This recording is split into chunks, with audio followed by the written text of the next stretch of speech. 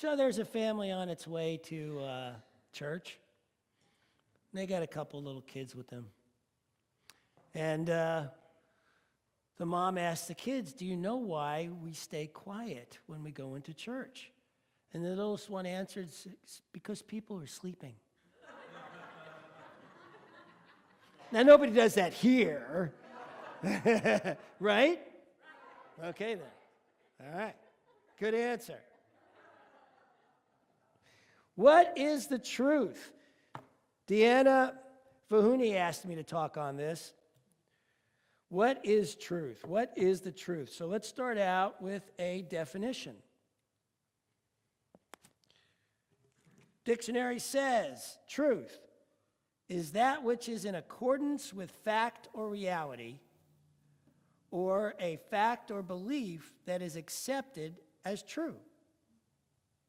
So let's take the first one, that which is in accordance with fact or reality. I love when people talk about reality. You know, let's be realistic. Reality is a fascinating thing, right? I mean, we look at reality and we say, this is what it is. Like the doctor comes to you with a fact and says, you have a terminal illness and you're going to die. Now, that happened to me.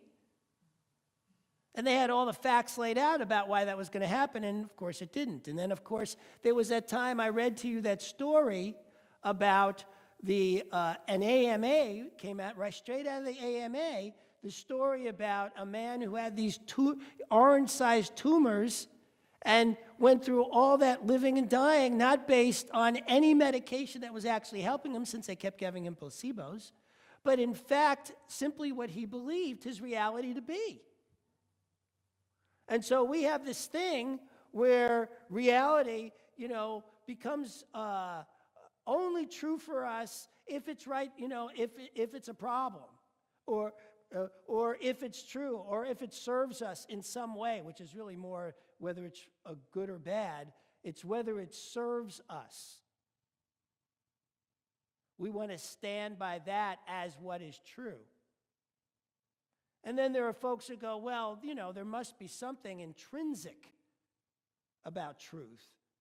And then I'll say, well, yes, actually there is. There are certain things that are built into the fabric of society. It's just not those things that most people go around calling truth.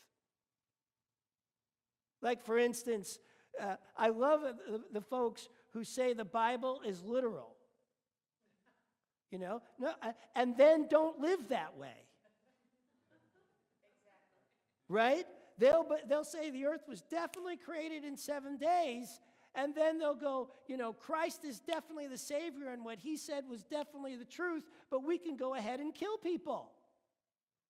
And kill them in the name of truth. As if there's some reality to that. Here's what, I'm jumping way ahead in my talk. I don't know how that happened.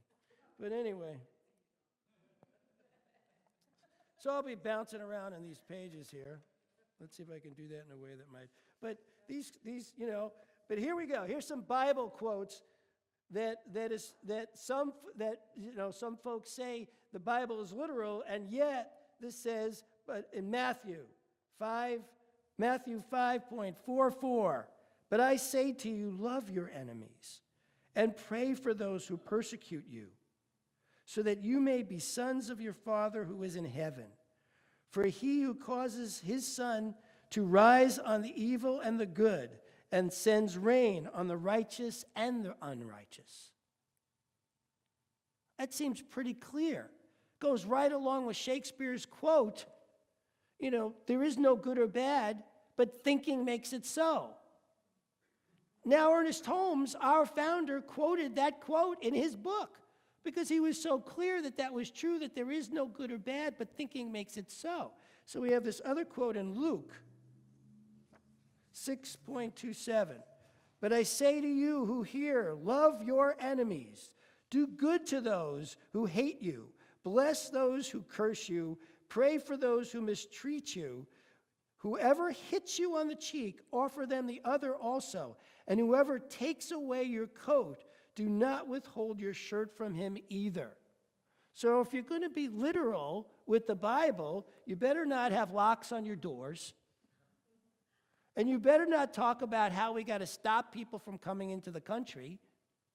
And you better not be talking about how we got to go bomb somebody. If you're going to be literal with the Bible. If you're going to call that truth. Now, there's this one guy, you hear me talk about him all the time, Paladin Gyatso, who actually takes that Bible literal. He takes those things literal. And that guy shines brighter than anybody I ever saw. My hero. So I talk about him a lot. Now, Jesus is my hero too.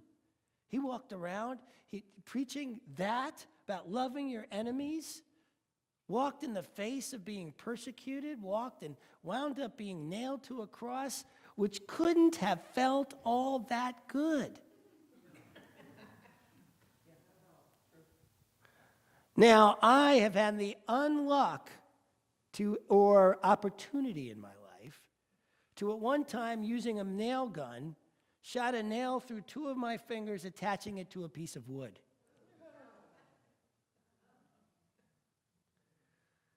So I have some experience of what Jesus may have gone through when they knocked those nails through him. And I can tell you that it hurts. Quite a bit. So, what is truth? What is it? What is truth? Well, I have this saying. Truth is only truth if it roots all the way down. Truth is only truth if it roots all the way down. Roots all the way down. So, for instance, when we're grieving, which many of us have done in life, grieved over many things, loss of relationships, loss of a job, loss of a loved one, loss of not being able to do what it is we used to be able to do with our bodies. And all those take grieving.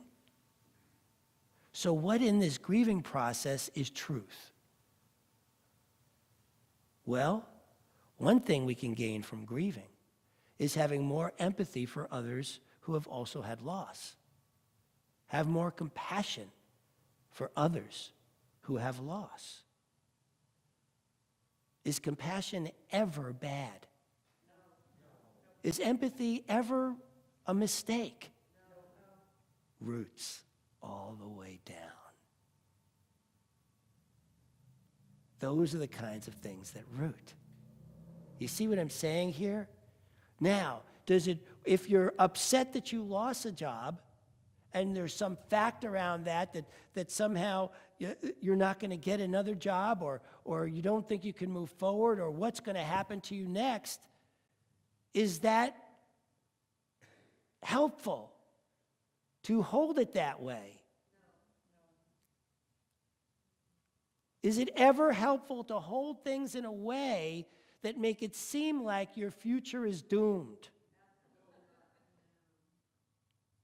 Doesn't root. We teach in this teaching that there is only one. There's only one.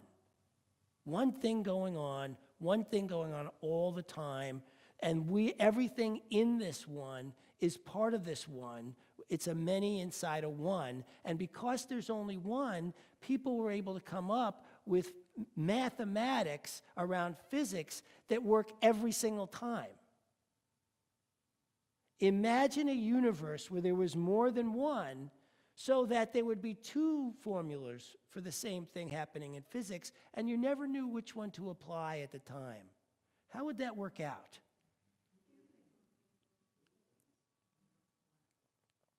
So there has to be only one.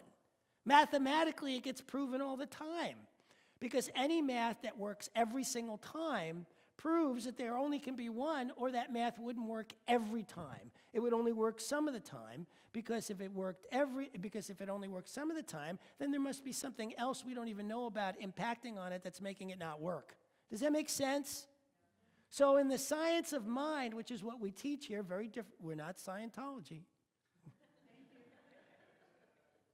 But we do believe in the math that makes the universe work, and part of that math is that what happens all the time, just the same way that if there is an electric circuit that has power going through it, if you turn on a light that's connected to that circuit, that light's going to go on. If all things being equal in terms of everything working according to the law, the way electricity's set up, electricity always works.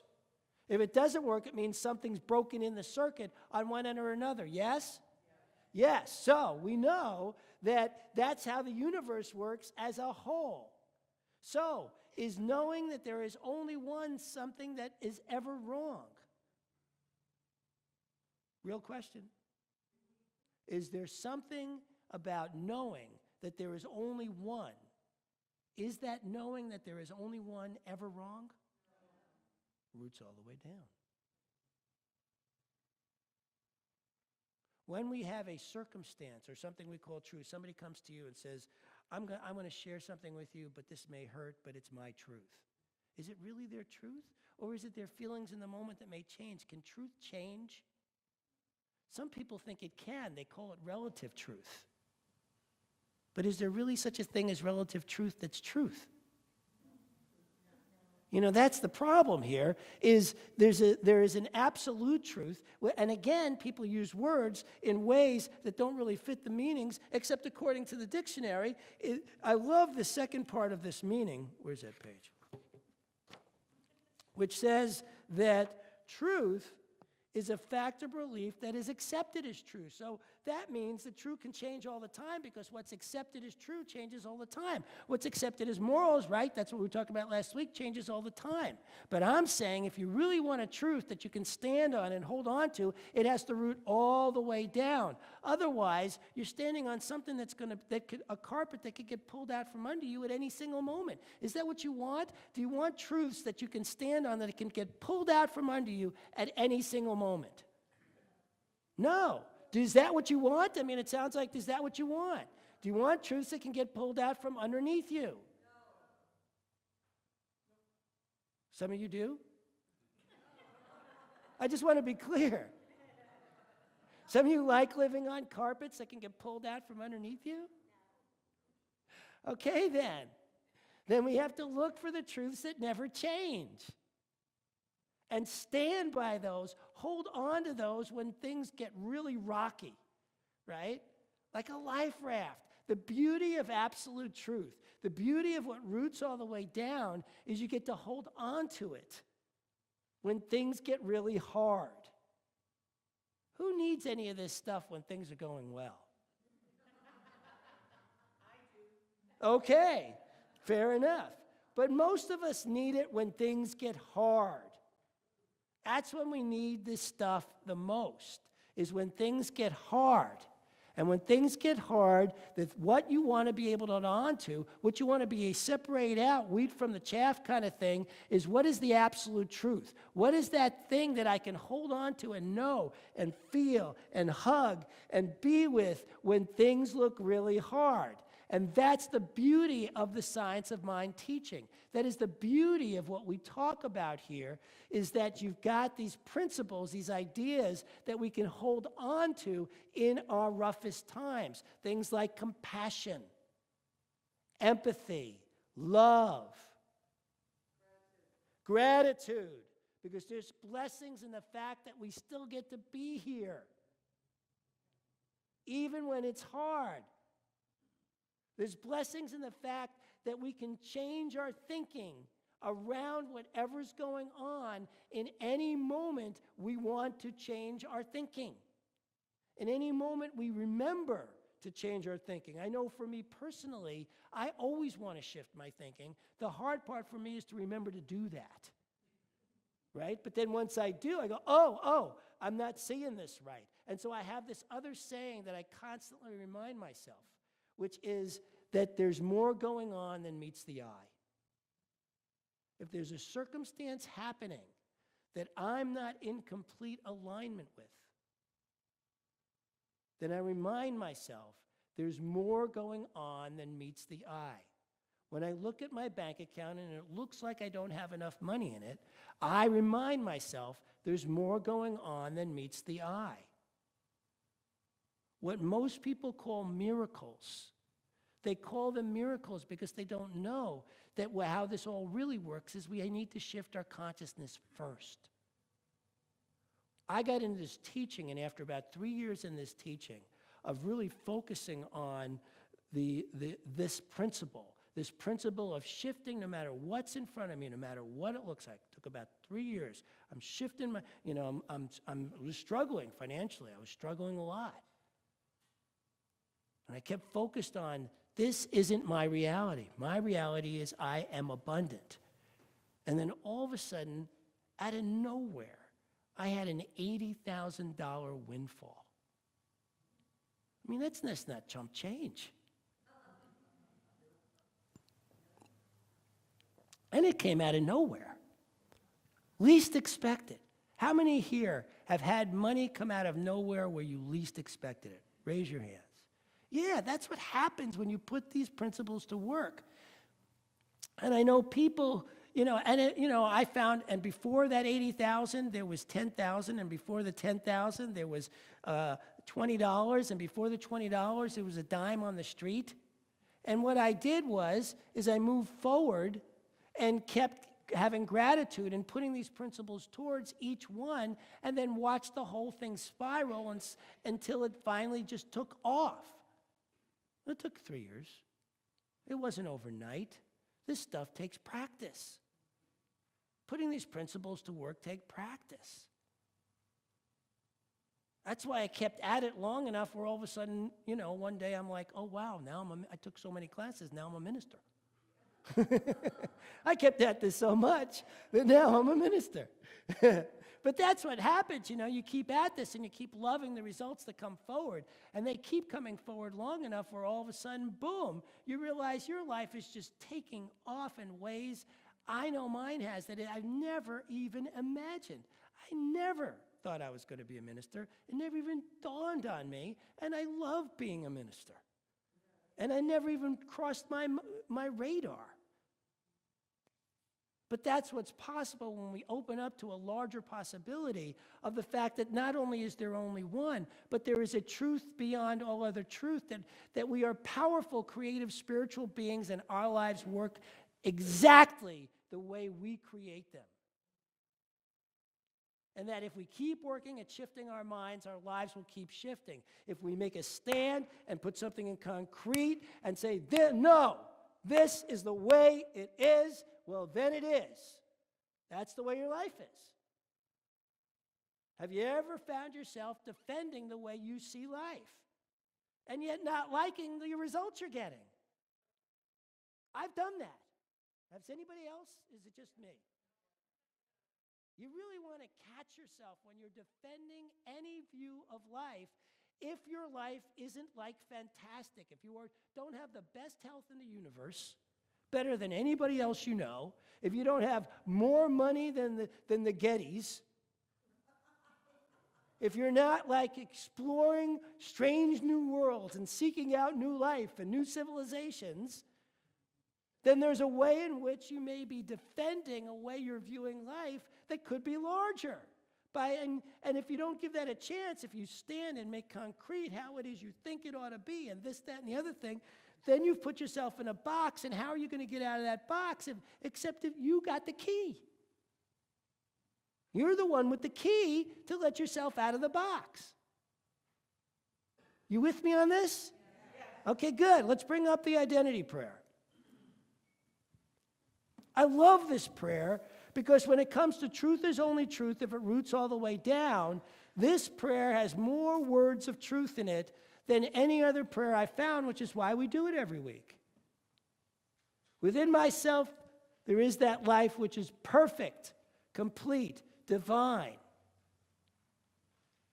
Talk about words that root. Perfect, complete, divine.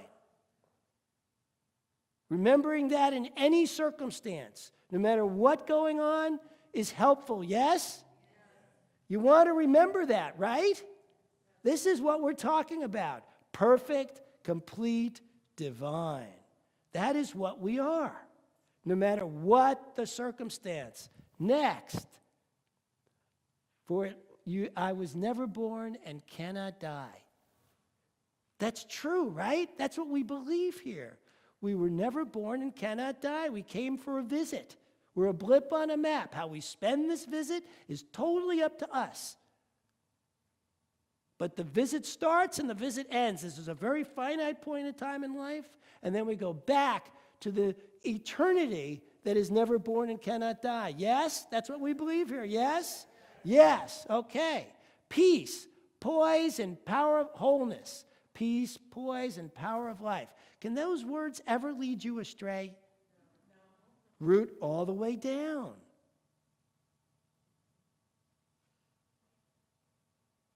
Imagine yourself remembering this all the time. Remembering this in every single moment. Peace, poise, and power. Feeling that wholeness. No matter what the circumstance shows up in front of your eyes. This is what is possible. When we remember that truth is only truth. So if you're not feeling peace, poise, and power, is that the truth? No. If you're not feeling peace, poise, and power, is that the truth? No. Thank you. This is how you know what the truth is. If you're not feeling your divinity, is it the truth? No. This is the truth. Health, abundance, love. If you are not feeling health, abundance, or love, is it the truth? No. This is the truth. This is why I love this identity prayer so much, why I call it the identity prayer. It didn't come with that name. I gave it that name. Because I wanted to identify with these qualities. These are the qualities that bring us to truth. These are the qualities we want to bring up in ourselves each and every moment. When we live in these qualities, then it's a truth. Plus, then we have this guideline as to if we're not feeling this way, then it must not be truth. Let me get back to the truth.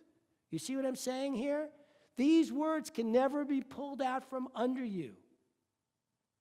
These words can hold you in power and strength every moment of every day. There is not a single circumstance you will ever run across where this doesn't uphold who you are. So whatever you think you're looking at, if you are not feeling these qualities, remind yourself that truth is only truth if it roots all the way down. Remind yourself that there is more going on than meets the eye. Remind yourself who you truly are. This is in the program. Take it home with you. I got this thing memorized because it really helps me at my hardest times to remember that those hard times I'm looking at are not the truth. This is. So let's say this again together. I know that within myself there is that life which is perfect, complete, divine. It was never born and cannot die, for it lives and is God. Within myself is the wholeness, peace, poise, and power of life. This life is health, it is abundance, it is love. There is one life, it is the life of God, and this is my life now. And so it is. So thank you very much.